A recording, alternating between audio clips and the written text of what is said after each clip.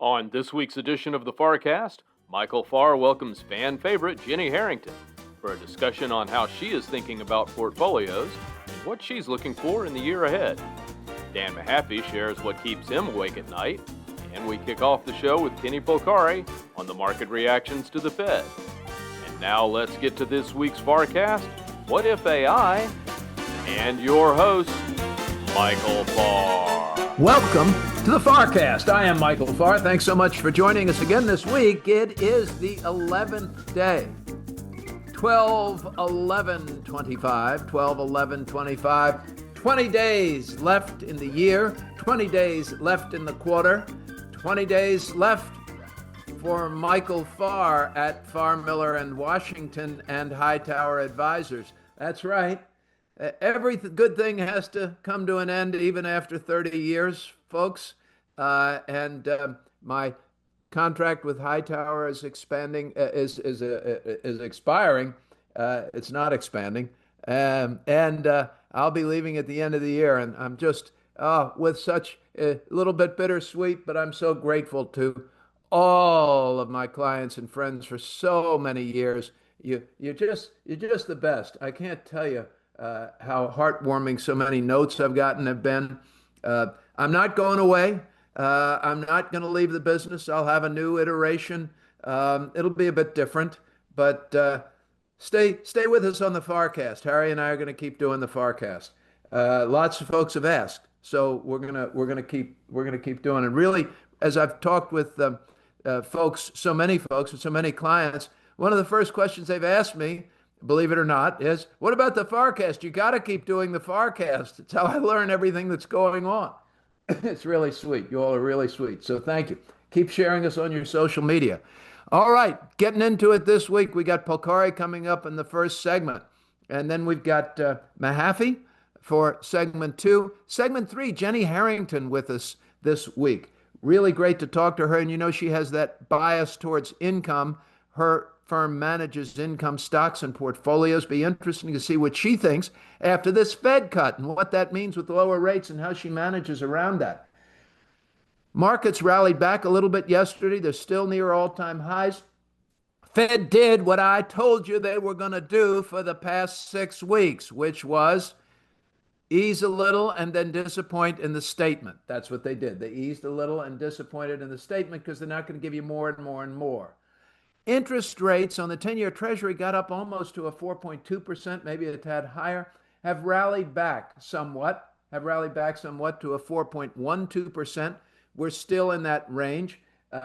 And futures this morning are kind of flat for stocks. Oil is still below $60 a barrel, 57 and change. Interesting with what's going on in Venezuela, that the taking of a tanker, that might have done something a while ago to oil futures and prices, but not now. Gold, 42.50, still really high. Silver had made a big run last week. Crypto still in the basement, picked up 3,000 or so yesterday, back at 90,000 even yesterday, gave the 3,000 back. And we'll see where futures go this morning. There was a Oracle down 11% pre-market. That's going to be a miss that'll drag down the NASDAQ. So we'll see where it all goes. But basically, folks, markets have had a really good year. They're still doing fine. It doesn't look like Jay Powell killed things yesterday. In fact, they sort of rallied in a bit of a relief that there would be one more cut in 2026. Did he kill the Santa Claus rally? Will there be a Santa Claus rally? And have you looked at the percentage of GDP that's being driven by AI spending and not the consumer anymore? Oh my goodness, it's huge. We're going to talk about that coming up. But right now, Kenny Polcari is the CEO of Slatestone Wealth and our great friend and the face and voice of Fox News. Welcome back, Kenny. Michael, it's always a pleasure. So I have to tell you, it's with mixed emotions that I heard your announcement this morning. You know, you and I have been together for, I don't know, 20 years, maybe, back and forth, started on television. So it's been such a joy to be part of your life and part of your history. And I can only wish you the very best. And Merry Christmas and Happy New Year to you. And I look forward to what the new year brings for you. Thank you very much, Kenny. I feel the same way. You know, the great blessing in this business for me is that it's never, yes, the numbers are important, but I think, you know, lots of people can manage money. It's about understanding your clients, it's understanding their families, it's understanding their priorities for their legacies and their risks and their fears and helping them navigate life. And you do that for 20 or 30 years. If you don't become friends, you will separate. If you don't have that shared values, if you don't have stuff in common, if you don't get each other, they'll move on. They'll go find somebody that they agree with, and that's fine. You should find somebody you get along with and that you see eye to eye with.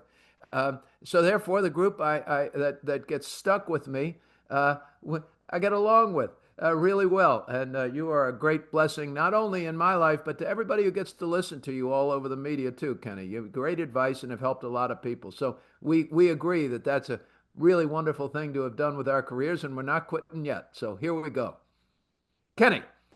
Coming into the Yes. end of the year, did the Fed surprise you at all yesterday? And do you think we've got a Santa Claus rally coming? What are you doing?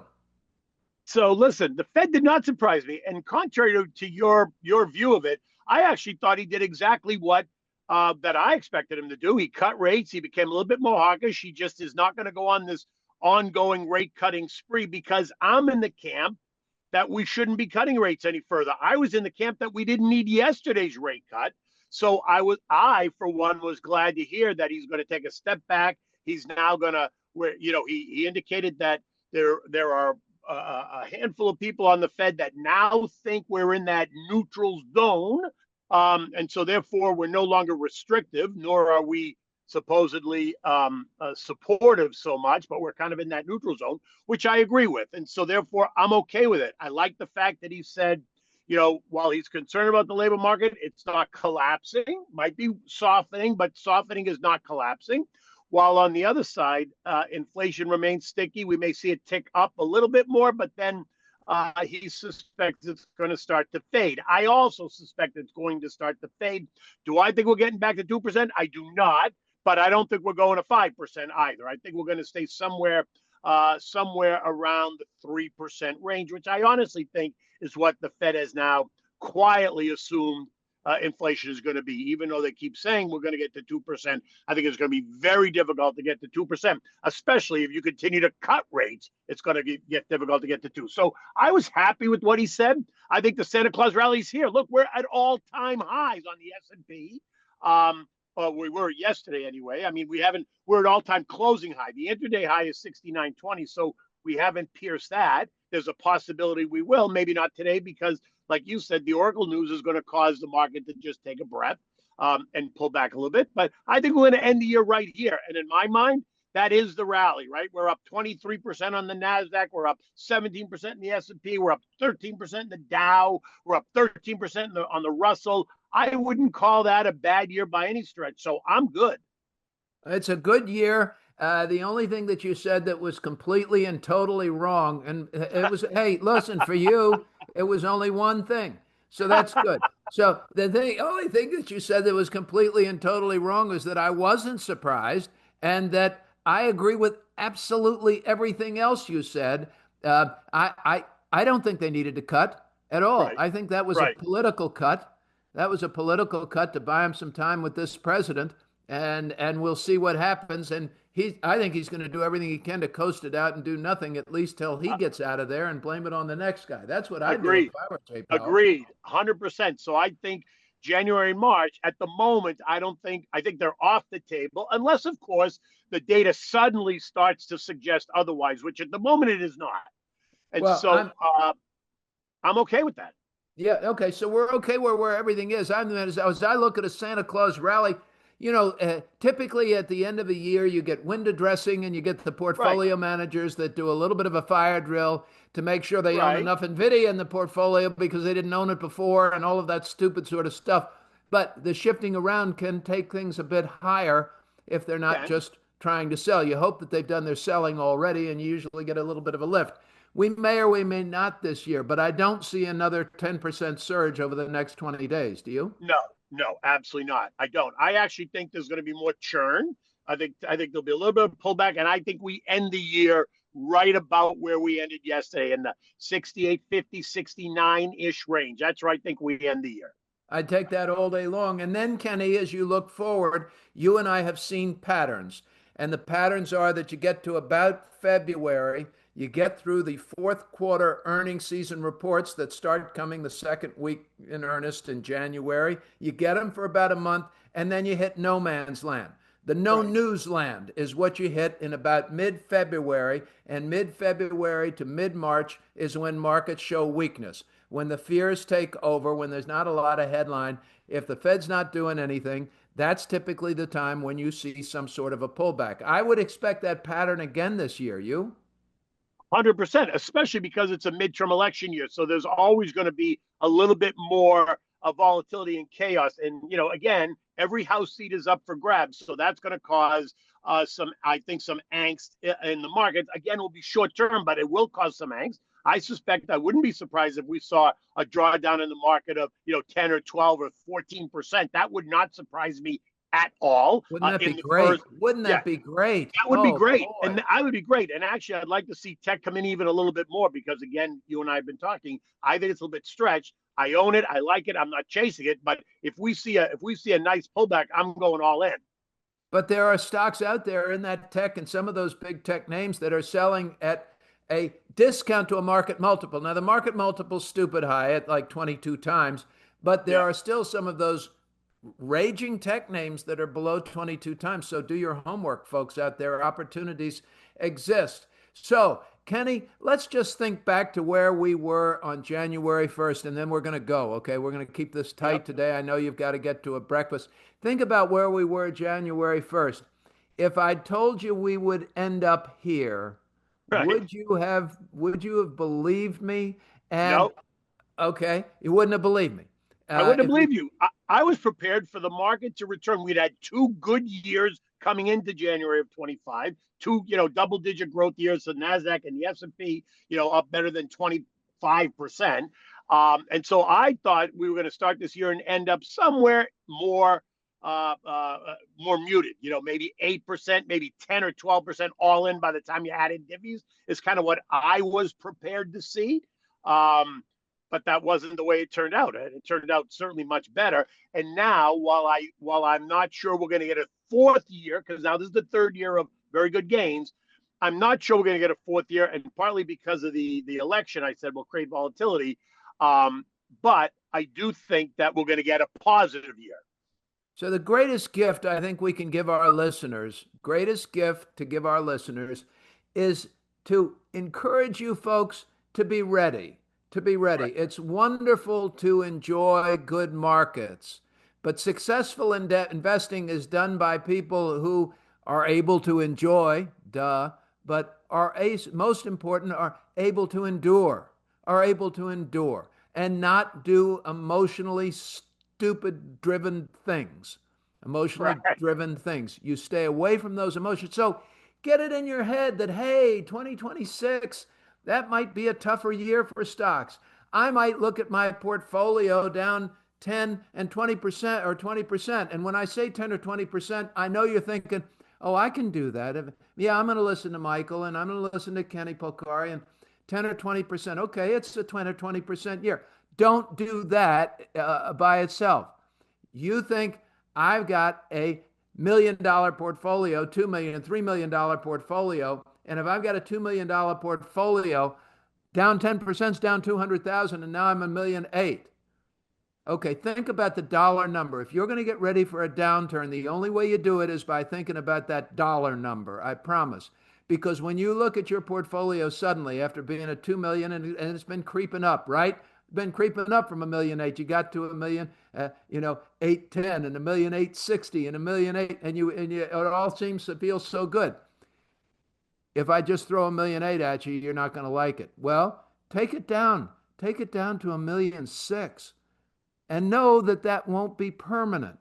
And know that it's a time when you endure, and know that it's a time when you don't want to be taking major withdrawals from your account. And know that if you have cash needs coming up for your account after the market's been at all-time highs in a year end like this, maybe you wait till January to raise a little cash so you push it to the next tax year.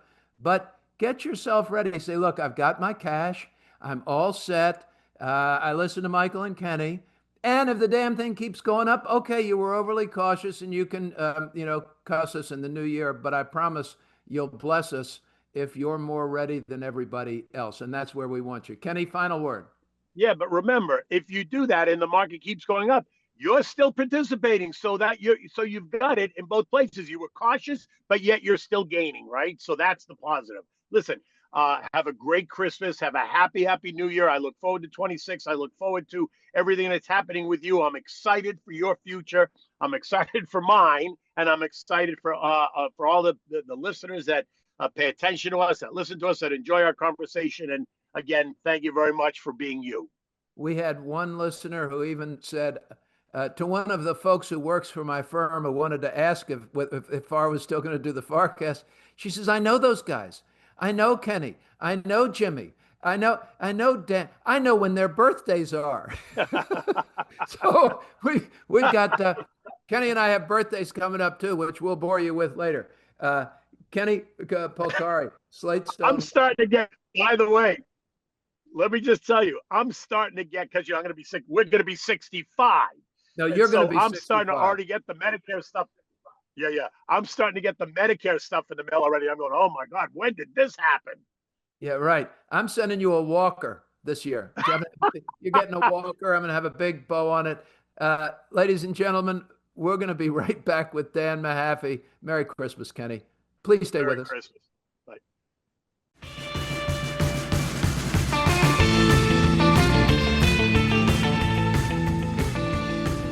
It's time now to go to our senior political analyst, Dan Mahaffee. And now here's your host, Michael Farr. Welcome back. Joining me now, as he does every week, here we are, season 9. Harry, is this season 9? We are 14 episodes into season 9, 15 episodes into season 14 episodes into season 9. Dan Mahaffee, who is the president of the Dr. Scholl Foundation, a scholar at the Center for the Study of the Presidency and Congress, a Washington, D.C. think tank, bipartisan folks, or nonpartisan, if you will, and the senior political analyst on the FarrCast. Welcome back, Dan.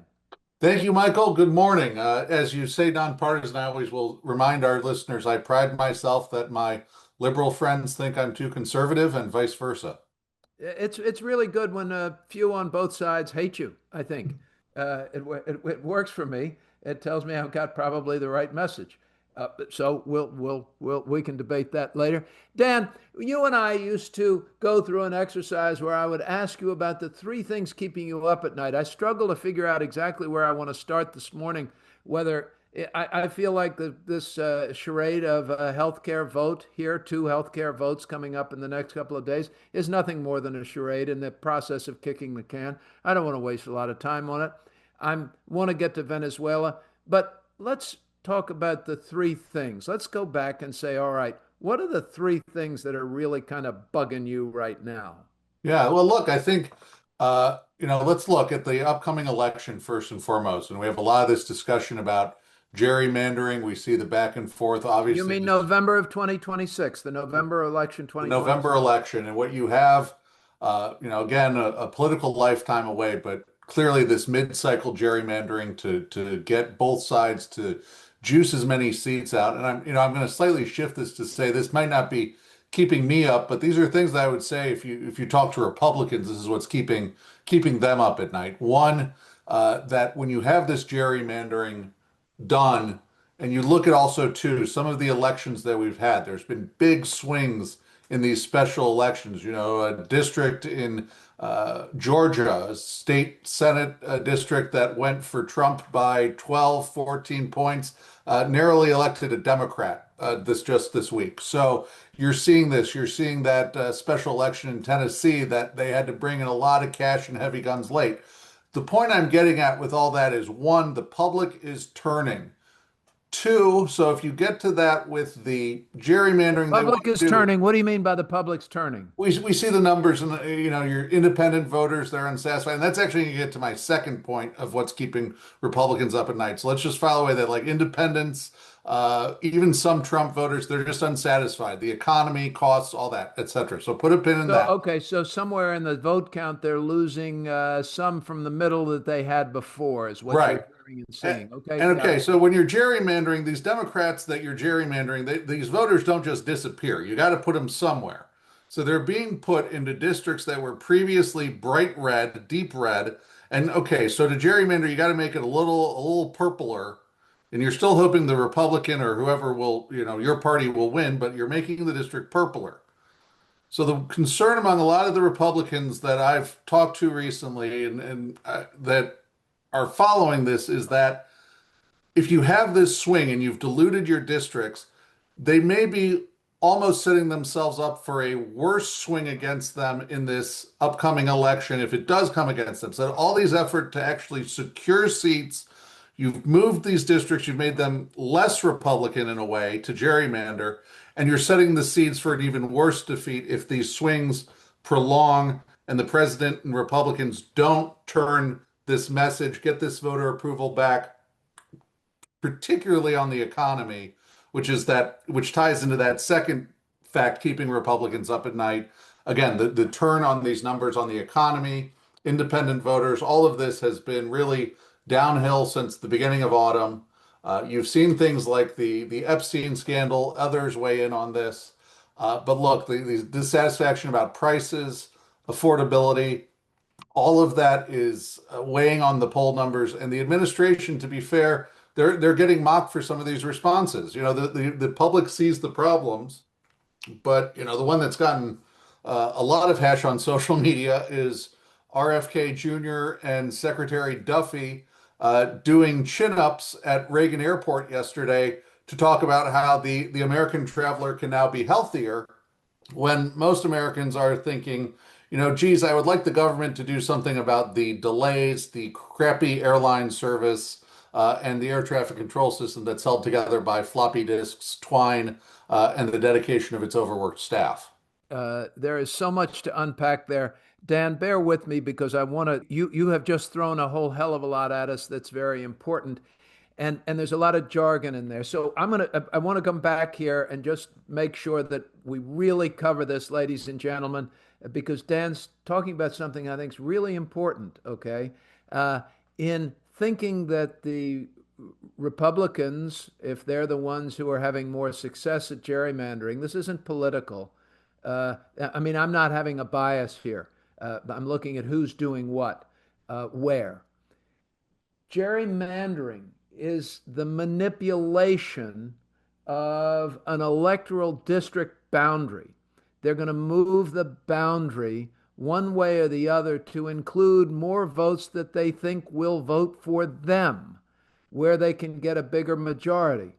And if the Republicans are trying to move things around and they've got a really solid red district voter base, maybe they can move the boundary over into a Democratic district, more majority Democratic district, so that they will still have a majority because they were so red, bright red, where they were, and dilute that other district such that they could prevail in both, that they could have enough votes in the other district, or at least be able to make that district less expensive in terms of the cash campaign necessary to win in modern politics. Yeah. So what Dan is saying here is because Republicans, and look, the Democrats have tried to have answered out in California, but because the Republicans have done this, and if they lose popularity, and if they had to do something with those Democrats and let them into those formerly bright red Republican districts, you begin to lose that middle a little bit, and all of a sudden you don't have a safe district at all. The whole thing could say, no, we're going to elect a Democrat. And Dan can tell you, Dan, that's happened, right? I mean, No, that happens, and it's again we gerrymandered away a lot of those swing districts. But look, you have historic elections, backlashes, and generally they're never good for the president in president's party in power. So here's, when I listen to Dan, ladies and gentlemen, I truly learn so much, and I'm sure you do too. But now I'm thinking about all of those conversations I get involved with on the golf course and at cocktail parties and all over the darn place. And people want to make lots of political proclamations, and I don't get involved in those. And I hope you know that I don't take that catnip. But when you hear about this redistricting and the changes to do this and that and the other thing, I'm now in a position to look up and maybe add to the conversation, and I hope help educate and pass along Dan's lessons, is the way I like to look at it, and say, hey, this could really backfire on the Republicans, or this could really backfire on the Democrats. I don't know if it could backfire in California, but could backfire, and here's how. And then you add to make a conversation that seemed to be kind of bumper sticker political, a little more thoughtful. And they start to think I'm a little bit smarter. They don't know that I'm just quoting Dan. And shh, don't tell anybody. Don't tell anybody. Don't worry, I'm not like a professor. I don't ask for citations. Listen, I'm lucky I can remember what the hell you said long enough to repeat it. All right, Dan, number 2. So number 2 again is as I put a pin in it, and we can touch on it, the collapse in the poll numbers, because again, these actions you're seeing by the administration, again, the chin-ups in the airport, the rhetoric, the ballroom at the White House, people aren't seeing this relate to groceries, to rent, to the things that they really talked about and cared about when they said, look, we're giving you a chance because we thought the first Trump term economy was so great. So then you bridge this to, I think, my third point, which, and again, you have these conversations, and I'm talking about the Republicans I talk to, the ones I trust and believe in. And what we're also seeing, and this ties into the economy point, is frankly, you see the president who he says he's working hard. His staff says that, and we've seen a very extensive travel schedule, but you do see the president falling asleep at a lot of these events. And the staff, they say they're trying to figure out, ways to adjust the schedule. He, very vehemently denied it in an overnight truth post, calling New York Times reporting about this seditious and treasonous reporting. But look, his advisors are concerned because, and this touches on point 2 as well, the Biden administration has a very recent and very valuable lesson about how you can't tell the voters that the economy is good and the president is healthy when they believe and see the exact opposite. I heard the president mocking affordability. Affordability is what the president said, as in as dismissive a tone as you might imagine. And then he kind of turned around and said, I know it's an issue. I understand. But the Democrats, and then he wanted to explain why it wasn't an issue. And I know he doesn't want it to be an issue, but stuff's not cheaper, Dan. So is that part of the losing the center, the messaging here? Big part of the messaging on losing the center, and frankly, too, parts of his base who feel that they've been left down with either his emphasis on foreign affairs lately, and again, among those who support him, again, the Epstein issue hasn't gone away. So, all right, Dan, take me forward, and I've got a minute here. Take me forward into 2026 and going into that election. Does the president rebound dramatically as he always has, or do these things start to catch up with him? It sure seems to me that the falling asleep thing is something we need to pay attention to, particularly, ladies and gentlemen, we are not at the end of the first year of President Trump's 4-year term. We are not yet 25% over with this term. We're getting there, but we're not there yet. So at 22% with 78% remaining, he's fallen asleep already. That worries. So tell me the next year, and I want your quick word on why we're going. Michael, the next year is a political lifetime, and again, the age and things, the vitality, his team and his advisors will have to work on that. What you'll need them to see is really, can these economic policies turn things around within 10 months? That's the time frame they're working under. Can they get him back in front of voters at the rallies? Because that's the other thing. He seems, he's disconnected from his base. He's not in North Georgia when he's meeting with AI executives. So all those things, allow for, not only the public to feel detached from him, but then you start to see others in the Republican Party. I think Marjorie Taylor Greene's probably the most noticeable, but others starting to jockey for, leadership, frankly, of the MAGA base when it comes time for someone to take the mantle, as it were. We're gonna have to go, Dan.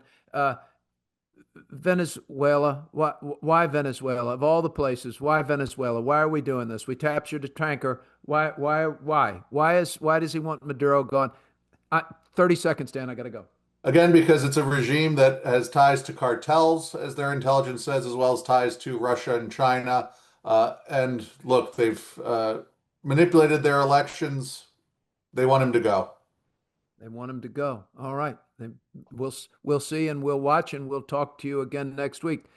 Dan Mahaffee, president of the Dr. Scholl Foundation. Coming up, Jenny Harrington from Gilman Hill Advisors, my great friend, when we come back on the FarrCast. Please stay with us.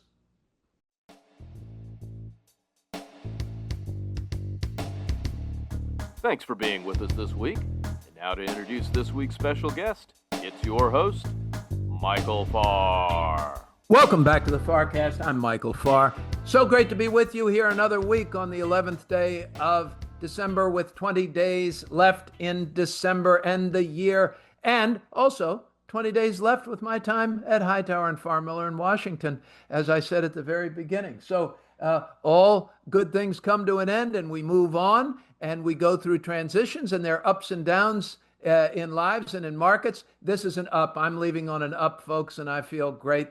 I'm doing fine, and I appreciate all your nice notes. I really do. I've gotten some lovely notes. One lovely note I got was from my friend Jenny Harrington. She is the CEO, Chief Investment Officer at Gilman Hill Advisors, a CNBC contributor, and the person you've got to listen to there. Also, the chairman of the investment committee at Sibley Memorial Hospital's investment and Johns Hopkins.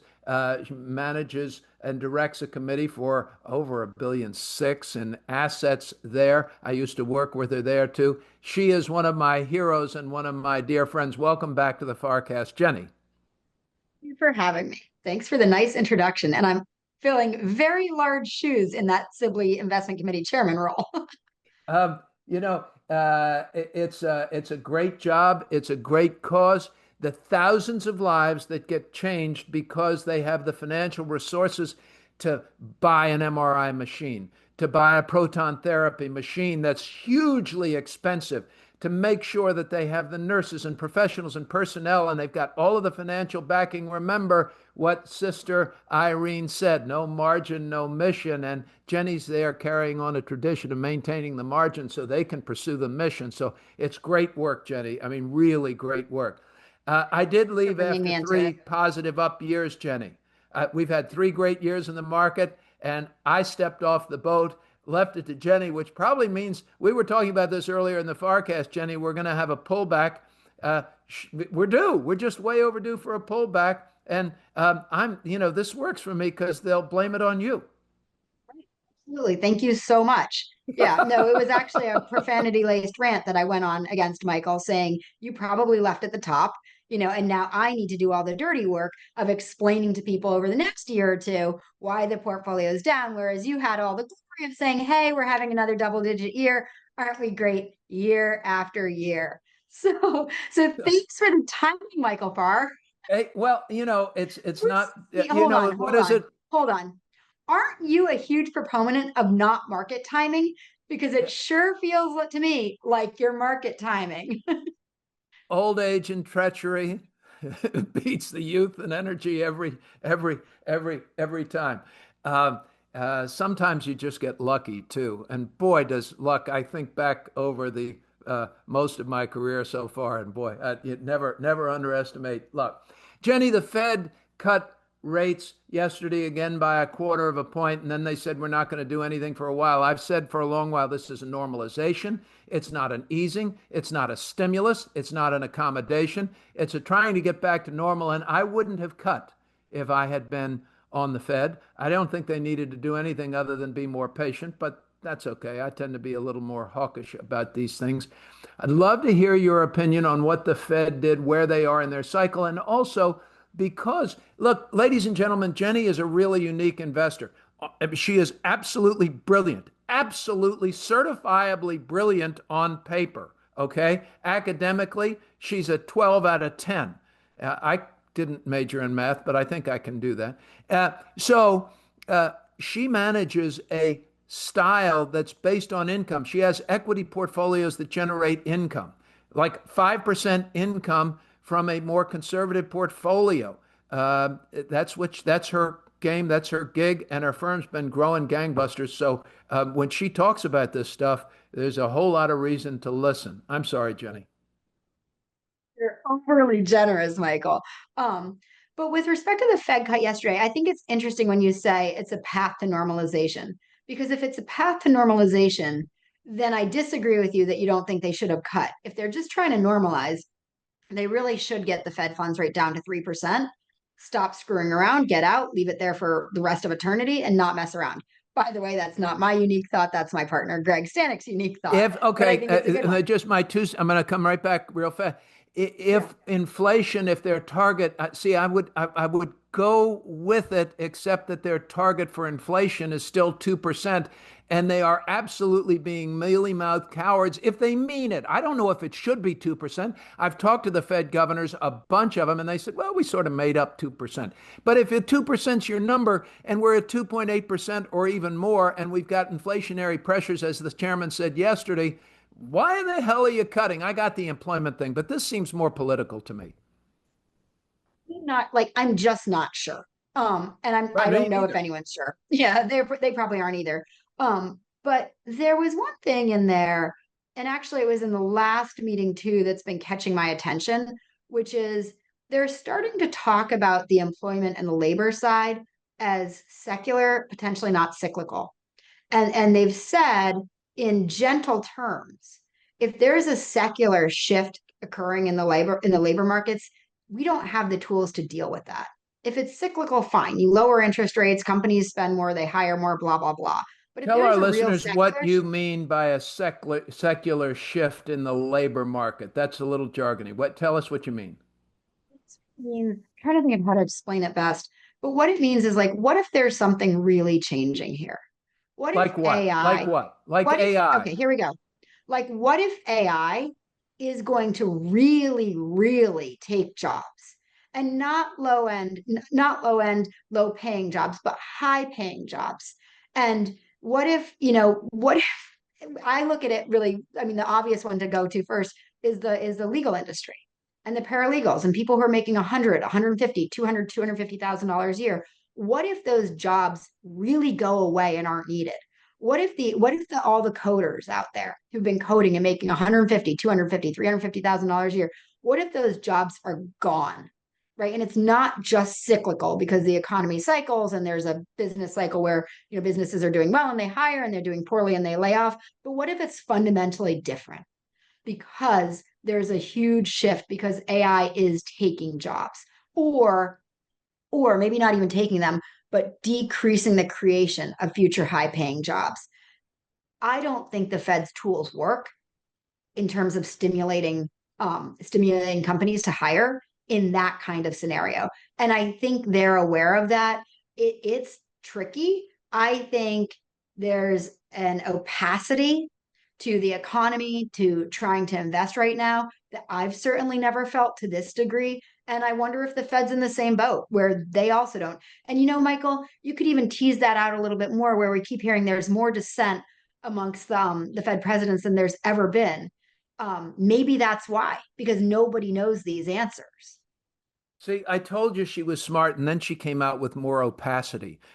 Anybody who says more opacity, they just, they're smart, right?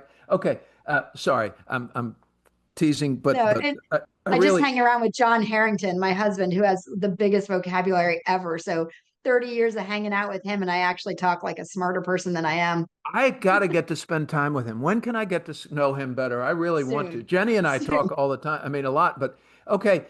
So Jenny, I'm gonna sound like a total boomer fogey here, but Yeah. I've always said that they shouldn't have had a dual mandate to start out with. Price stability, they can't do both, number one. You really can't. How do you do employment? I mean, how do you really tackle that if your tools are interest rates and accommodation and maybe they figured out how to have a portfolio and they figured out all of these other things that they can buy and sell and everything. They can offer price stability. The employment or unemployment, whatever the hell you call it, full employment, relatively full employment, shouldn't be there anyway. But yes, this idea that the world is changing, I think absolutely is happening. And when you extrapolate this trend, it takes you to some very odd places that I think require economists, but I think we also require some philosophers because we are adding to productivity. I mean, philosophers really seriously in government, in thoughtful planning. We need the Thomas Jeffersons of our day to sit down and start writing about the brave new world to come when productivity reaches such a point that we're not going to have to work as a species halfway as hard to produce food, to produce wealth, to produce and take care of ourselves. AI can do a lot of it. If it doesn't wipe us out as a species, we're still going to be looking for something to do. I agree. And there's so much to think about on that. One thing that's just really interesting. Last night I had dinner with a friend whose son started at Yale as a computer scientist, and you will love this. But because of and he started and then took time off, and because of all the changes in the world, he went back to Yale to finish his undergraduate degree. And guess what? He's majoring in philosophy, which I think is brilliant. And I've told my kids are 16 and 18. They're a junior and a senior, and they're heading off to college. And my heart's going to shred and fall out of my body. But setting that aside, I've told them, I'm like, guys, study whatever the heck you want. Don't go in and be like, oh, I'm going to be a lawyer, therefore I'll study pre law. Oh, I want to go into investment banking, therefore I'll study finance. The jobs when you come out of college are going to be totally different. So just go to college and study whatever you want. But the one thing I want for my kids is to make sure that their brains stay human, that their minds stay curious, that they have flexibility, that they can go anywhere. Because as the jobs in the world evolve, I think we can't imagine what the employment landscape is going to look like. Now, here's one for you to chew on, which is, what if AI helps people live so much longer? What if we're all living healthily until 98, 108, 118? You know what we're going to have? We're going to have money, and we're going to have the need to be entertained. And so I think it's interesting about thinking about jobs. I don't think people are going to want to spend all of their entertainment time on their screen. I think they're going to want massages and cruises and trips and shows. So maybe it frees humans up to do what humans are best at, which is be human. Whereas for so long, humans have been the equivalent of a machine, or a computer. I mean, so much of coding, right? Like that's just sitting there, just typing. Is that really human? Coders would say yes, and it's beautiful and artistic. And I read Alex Karp's book where he calls, coding farms like artistic colonies. I don't know. I'm not a coder. I wouldn't know. But to me, there is a potential that there's a very hard transitional period, but then humans really get to be the best of themselves. And the new jobs all come from being uniquely human, not just replicating what we can get machines to do. One man's creativity is another's mind-numbing boredom. And if you're going to try and tell me about the artistic nature of coding, just save your breath. I'm going to go for a walk. Artist colonies. Okay, I love talking to you. It is so much fun talking to you because you're so thoughtful and probative. But I'm going to give you another old guy warning here. Here's you, ladies and gentlemen. You weren't around as Jenny and I've been talking for 20 minutes before we started today. I've been getting schooled all day. Okay, I'm going to school you again. I begged my children to go study liberal arts. And they'd grown up with me in the house, and both of them majored in business with concentrations in finance. Go learn how to think. The machines are going to be able to listen to Jenny. I mean, she's right, but boy, what I'm telling you is, talk to your kids, tell you you're blue in the face. learn how to think. Go study liberal arts. Please go study liberal arts. Study philosophy. Go study English literature. Learn how to think somewhere in there. Study theology. I don't care. Study psychology. Anything. Um, but learn how to think, because you will be one of the few who really know how to think and organize your thoughts and do it creatively and put things in a broader context, that you're going to be one of the people who don't rely on the machines to do it for you. Oh boy, I can do it without the machine. It's going to be like knowing how to be a hunter gatherer 40 years ago as a backup to if everything else goes to hell. I can go out and catch a fish and plant some corn on my own. I know how to do that. So these are skills I think you're really going to need. But yeah, what do we do when it all gets easy? Let's go back to portfolios, because we got to go. I know but we always learn so much. I've been saying on this FarrCast, Jenny, I talked with Kenny Polcari about it. Think about a downturn. To be a good investor means to endure. Anybody can enjoy the upside. To be a good investor means you endure and know what to do or not do when the market goes down and you get scared. So don't think about a 15% pullback in your $2 million portfolio. Think about the number, which is 700,000,007, and a $300,000 pullback. And, if you just threw up a little in your mouth, I get it. But the more you talk about that number, the more you build a little callus that this will happen. And by the way, when my portfolio was $1,700,000, I was still drinking my lattes just fine, and I could afford life, and I didn't panic. So why do I feel panic now? I need to have a discipline, and I need to look at my portfolio. You think I'm being overly cautious? What do you think? That's where we started. What are you telling clients? I think if you're playing with the number 15%, I think you're being underly cautious. Think about April. The market pulled back 20% in April. I think we've had a lot of bear markets in the past 15 years, but they've been short-lived. So I think to prep people to behave well, I think the number needs to be a little bigger, 20, 25%. And we need to extend the time frame. So to say, look, if you've got 2 million now and there's a 25% pullback, you're going to be at 1,500,000, right? And did I say 20%? Whatever I said. And That's what fine. if it lasts? What if it lasts 1 year, 2 years, 3 years? You're still going to be okay. But I think that's where the imagination needs to start to go. And here's the thing that's important to remember. Our clients pay us to worry. Like we're doing all this worrying for you. I don't know if any of you saw me on CNBC 7 years ago, but there was a very different hair color at play. It was much brighter and no grays. Like, because I worry for you. You can see it. Sorry, that was a pot shot. You might want to edit it out, Harry. But in all seriousness, we worry for you. And so when we worry about these things, odds are we're over worrying, but that's okay. And one of the things that we do as trained investors is not let our worry make bad investment decisions. So we're really not market timing. We're not saying, hey, get out, hey, try to avoid it, because we know that we're wrong. But by worrying in advance, we make better decisions when the troubled times come and get through it. Right. And part of our job is to think about our clients. I mean, we're not mutual fund managers. Right. I mean, I've managed mutual funds. I've managed mutual funds in the past. It doesn't feel as good or as important or as meaningful as managing money for real people who you get to know. And I think about them, and I know which ones are going to get more upset, and I want to call them and reach out to them. But it's a time of year where you take a look at your allocations and, okay, make sure that if you've got upcoming cash needs, folks, for God's sakes, plan for it now. Don't be looking at your portfolio if things start to slide and go, oh, geez, I should have raised that cash before. Raise the cash now. Be premature, if you want to call it that, in your caution. You can always apologize for being overly cautious. You can never apologize for being a dumbass and venturing out into the thin branches of risk when you should have known better. Okay? Exactly Promise. right. My hair was dark when I started on CNBC. Honest to God, we go back 20 some odd years when I started on CNBC. I got the pictures to prove it.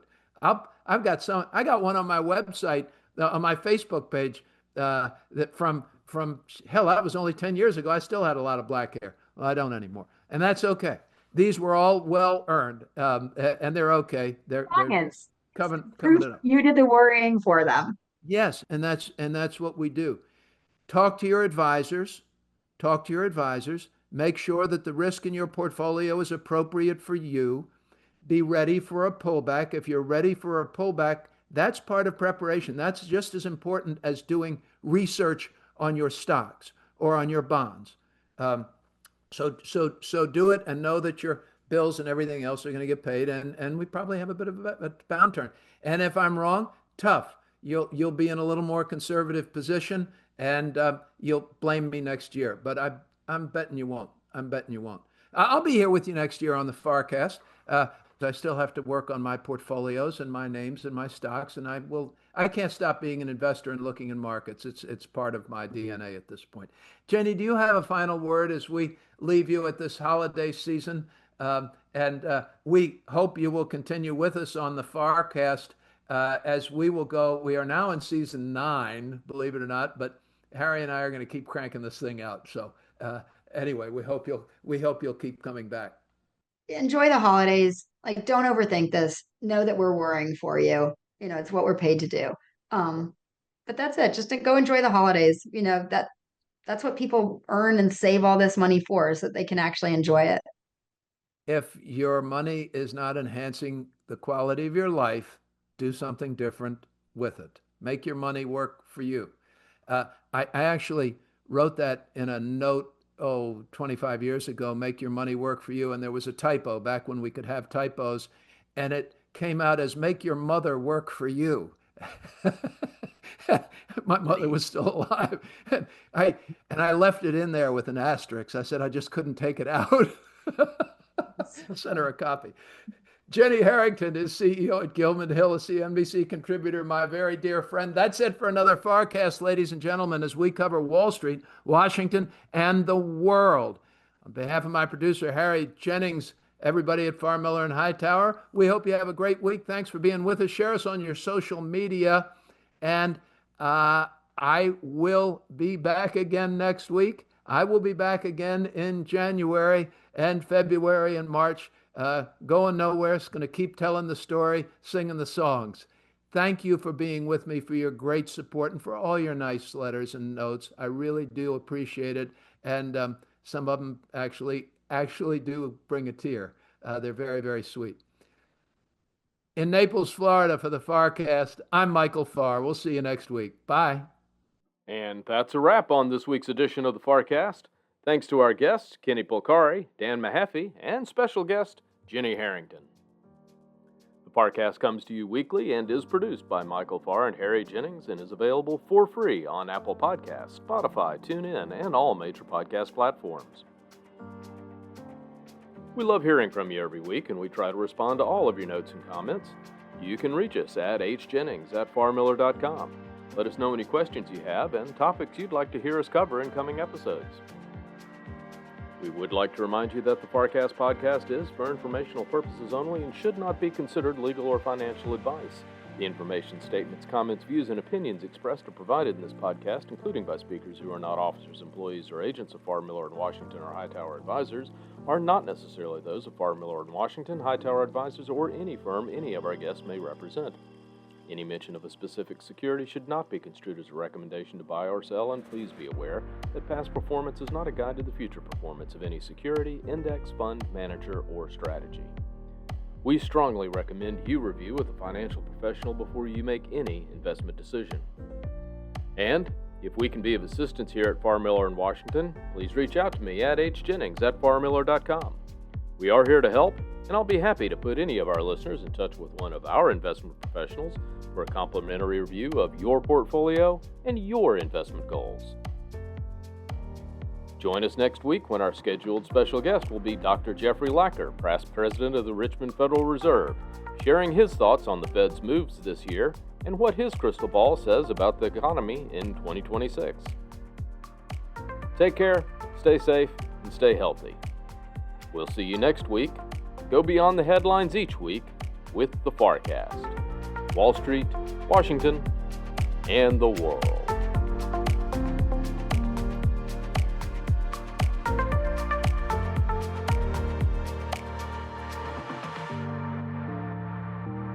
Farr, Miller & Washington is a group comprised of investment professionals registered of Hightower Advisors, LLC, an SEC-registered investment advisor. Some investment professionals may also be registered with Hightower Securities, LLC, member FINRA, and SIPC. Advisory services are offered through Hightower Advisors. Securities are offered through Hightower Securities.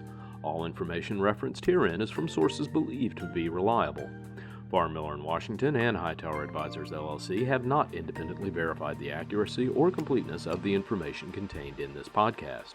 Farr, Miller & Washington and Hightower Advisors, LLC, nor any of its affiliates make no representations or warranties, expressed or implied, as to the accuracy or completeness of the information or for statements of errors or omissions, or results obtained from the use of this information. Farr, Miller & Washington and Hightower Advisors or any of its affiliates assume no liability for any action made or taken in reliance on or relating in any way to the information. This podcast and the materials contained herein were created for informational purposes only. The opinions expressed are solely those of the authors and do not represent those of Hightower Advisors, LLC or any of its affiliates. Farr, Miller & Washington and Hightower Advisors, LLC and any of its affiliates do not provide tax or legal advice. This material was not intended or written to be used or presented to any entity as tax or legal advice. Clients are urged to consult their tax and/or legal advisor for related questions.